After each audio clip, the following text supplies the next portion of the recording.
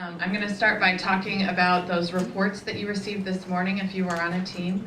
If you did not receive a report, you're welcome to go to the back and pick one up, and we can help you figure out which team you belong to or which region might be best for you to have a report for participating this afternoon.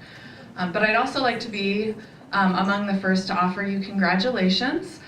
We did these reports in 2008 at the Children's Summit for those of you that were there, and we now know that since 2008 we've had a drop in 5 months from time to case closure on average.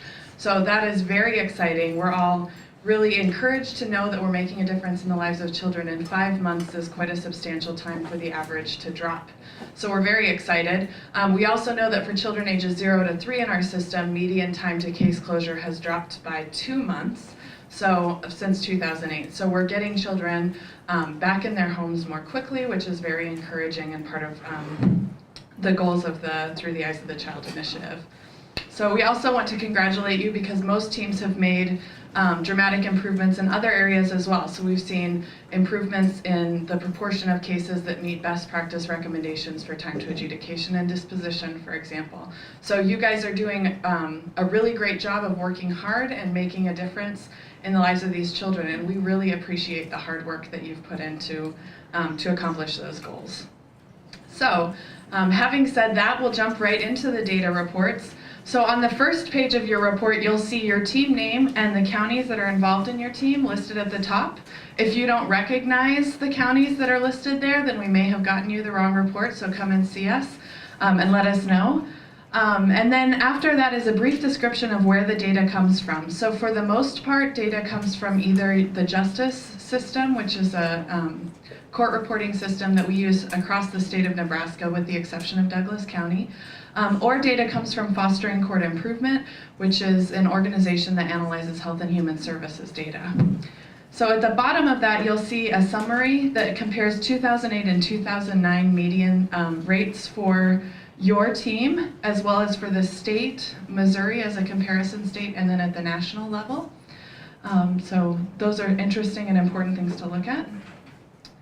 As you move to page 2, there's more 2008-2009 data from Fostering Court Improvement. I would like to draw your attention to the fact that sometimes you want those bars to go up or to increase, and other times you want them to decrease. So for example, re-entry within 12 months, we would like to see that drop. But 2 or fewer moves, we would like to see increase. So the proportion of children that have 2 or fewer moves while they're in foster care. So make sure as you're looking through that data that you don't just look to see, are we above what we were last year on everything or below on everything, because they do, going up or going down means different things for each of the statistics. All right, so as we move from there onto the next page, we get into the justice data, unless you're from Douglas County, and then it's the QWS data. And at the very top of your report, you'll see the number of cases that of children that closed in 2008 or in 2009 for your team. We would like to draw your attention to the fact that these are based on the cases that closed in a calendar year. So for 2008, they were cases that closed between January 1st and December 31st of 2008, and the same is true for 2009. We also count the number of cases based on the child. So some of your systems may consider a case to be a whole family or a sibling group. In this case, it's one child, so that's important to note. And then also some of the cases are going to be older and some of the cases are going to be newer because we're not using the time that the case opened, we're instead using the time that the case closed. So you may have some cases that had been open for quite a few years that closed during this time, and that'll raise the median. You'll also have some cases that opened and closed within 2009, and that'll lower the median. So that is just because of the way that we've chosen to calculate the data. All data that we report are medians, and for those of you that have, it's been a while since you took that statistics class in high school or college, or it's early in the morning, so medians are when you line the numbers up from smallest to largest and then choose the middlemost number. So whenever you see a median, remember that half of cases, for example, when you're looking at time to case closure, half of cases closed before that date or at that time, and half of cases closed after that time. That's what the median indicates. We've also provided distributions in addition to medians. So these are these charts, and that tells you what proportion of cases are having a specific event within a proportion of time, and that proportion is reported using the scales. So you can use those distributions to tell you where changes are happening within your team. So for example, if you see a dramatic change in the median, you might also see a change in the proportion of a particular color on the scale, and that'll let you know where you're impacting change within your team. Okay, so as we move to pages 4 and 5, we have time to first hearing, time to adjudication, time to disposition, and then time to case closure.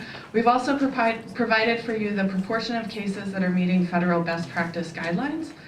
So you'll see we want to have those cases increase as we have the majority of cases meeting those guidelines. It's important for you to be able to track change in your practices and see how that's impacting outcomes. So I would encourage you to think about any changes that your team has made, especially at the end of 2008 or beginning of 2009, that might be reflected in these changes in median times for case progression. So for example, I know that some teams have implemented that they set aside particular times of the week to hold first hearings, and they just have that time blocked out. So you might see a dramatic change in your time to first hearing if you've changed those practices, for example. You can also use these distributions to target your efforts. So it may seem like a difficult or challenging thing to have cases, if you have a really high median time to disposition, to require all cases to be closing or to have disposition within 30 days of adjudication, but you might set a goal of not having any cases that go over 60 days, for example, to adjudication. So you can track that progression by looking at the proportion of cases and knowing where you're going to target your efforts. And then some of your teams might have too few cases to tell. So in general, if we had cases that had 10, or teams that had 10 or fewer cases, we provided medians but not distributions, and that's because data with 10 or fewer cases are extremely unstable. So you can have, especially if you have a sibling group of 3 or 4, that's accounting for a large proportion of your cases, and so it can change dramatically from one year to the next. So we've provided medians but not distributions for that reason. So if you have a smaller team, please keep that in mind when you're interpreting your results. And then the last, or the page 6 that we have is the type of discharge. So you can compare type of discharge between the state and between your team for 2008 and 2009. Also keep in mind that you may see differences in your discharge type, or the proportion of cases that are moving to adoption, for example, and your time to case closure. So if you had a dramatic increase in adoptions, we know adoptions in general take longer. You might also have seen an increase in time to case closure, for example. And then we've provided a summary of trends, which are just things that we found interesting when we were looking at your team's data. Those are unique to each team. So those are just draw your attention to some of the things that we thought were interesting or useful in your reports. All right, and then for teams that had 10 or more cases that went to TPR, or that had 10 or more cases that had children between the ages of 0 to 3, you have a report provided that provides you with those medians and distributions for TPR, and then also with medians between 2008 and 2009 for 0 to 3 data. For those of you that did not have enough cases for us to be able to provide this data, we have provided action plans for your team to work on during the time that we have for team breakouts later this afternoon. So please keep in mind that even if you didn't have enough cases for us to provide you with summary data, that doesn't necessarily mean that you don't have children between the ages of 0 to 3 in your team that you can affect outcomes for with practice. And these numbers might look very different from the numbers on the previous page because they are specifically for ages 0 to 3, and the pages prior to that are for all children that were in your team. And then the last page that we have is a new addition to the report from last year, and this targets children ages 12 and older. All of the cases that are reported that we used to base this data on are 3A only cases. So there were not any delinquency or 3B cases or 3A, 3B cases. We included those. So these were children that were only involved in 3A.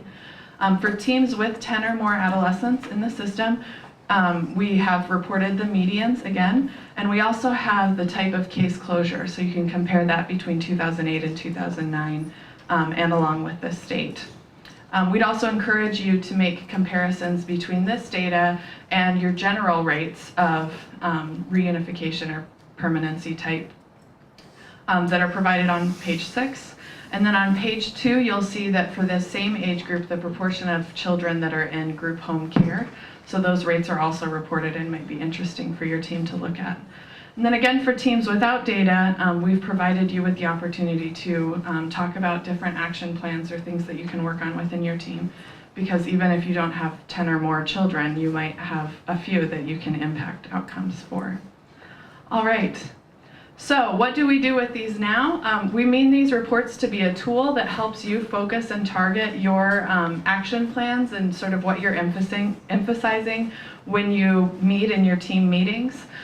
So our goal is to improve the outcomes of children in care, and we want these data reports to be used to help you with guiding that. So as we're going through the sessions today, we'd like you to think about these data reports and use those in guiding how you think about the other information that you received today. So for example, when we talk about reducing time to reunification today, you can think about what proportion of children are being reunified in your team, and that's provided on page 6. And what's your team's average time to reunification, and how does that meet with some of the information we'll receive today, which is provided on page 1. Some other information that you might want to use when we're talking about the different topics today is, what does your data suggest about services needed for children? Are there services that you might think of that might help adolescents if you see those data and think that there are things that you can work on there, or with 0 to 3, for example? And then what does your data suggest about permanency? So based on the types of outcomes that you're looking at with children, what might you want to think about? And we also want you to use these reports to target additions to your action plans in future team meetings. So thinking about how you might want to place emphasis on one event or another in helping to strengthen those outcomes. All right, so with that, are there any questions about the data reports? Now that you're all feeling really overwhelmed. Yes? The last slide, or even the presentation, is that something we can have access to so we can use in our groups, in our teams about going through all of that? For today, is that what you mean, or for in the future? Like, it could be on the website, Yeah. so we can access it. We can absolutely post it on the Through the Eyes website. Thank you. Any other questions? All right, well, I will be here throughout the day today, so if you have any questions that come up, I'm fairly easy to spot in a crowd. So you can definitely stop me at any point in time. I'm happy to answer any questions you might have. Thank you very much.